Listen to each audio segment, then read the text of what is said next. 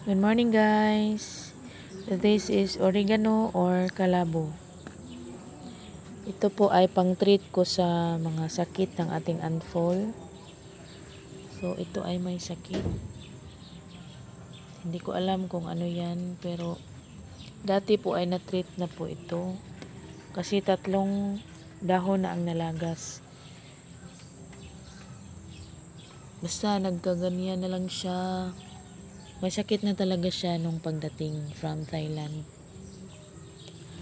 So, akala ko wala na, pero last 2 weeks ago, nakita ko ulit na may ganyan.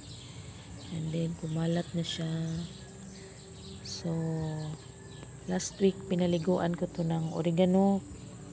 Sana ay yung pinaka-new leaf niya ay matreat na talaga. So far, ito okay lang naman. Pero dito, may konti ng mga spots. Yung parang yellow or brown spots.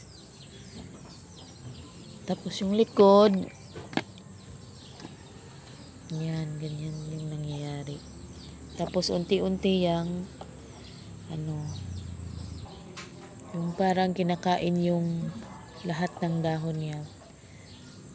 At malalagas yung dahon pag halos lahat na magkaroon ng mga spots.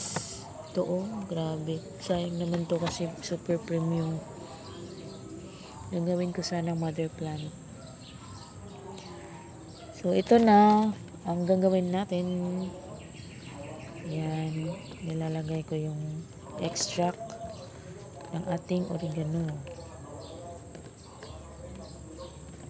Kasi ito yung pang-treat ko sa mga fungi or fungus, and then yung mga langgam, aphids. So far, natitreat talaga sila. Maalis talaga yung mga insekto. Pero ito po ay hindi ko talaga alam. Kaya under eksperimento.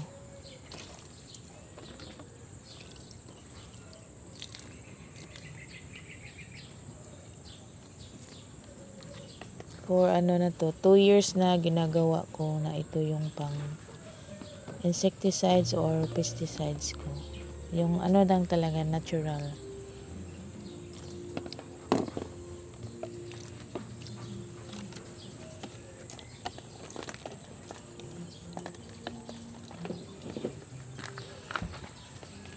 At the same time, pang abono. Pampatibay ng mga ugat, yung stems, yung dahon. So, ayan. Hinahayaan ko lang yan dyan, yung mga dahon. Kasi, mag-decompose naman yan. So, ganyan lang. At least yung amoy niya, dyan lang siya. Tapos yung mga dahon,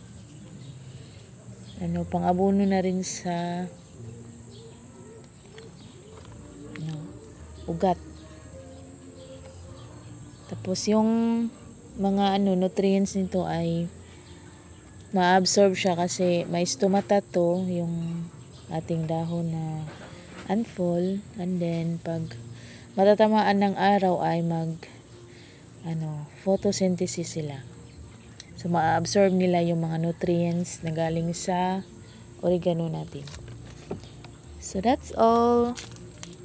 Sana ay plano ko itong putulin for next video na. Thank you for watching. Bye-bye.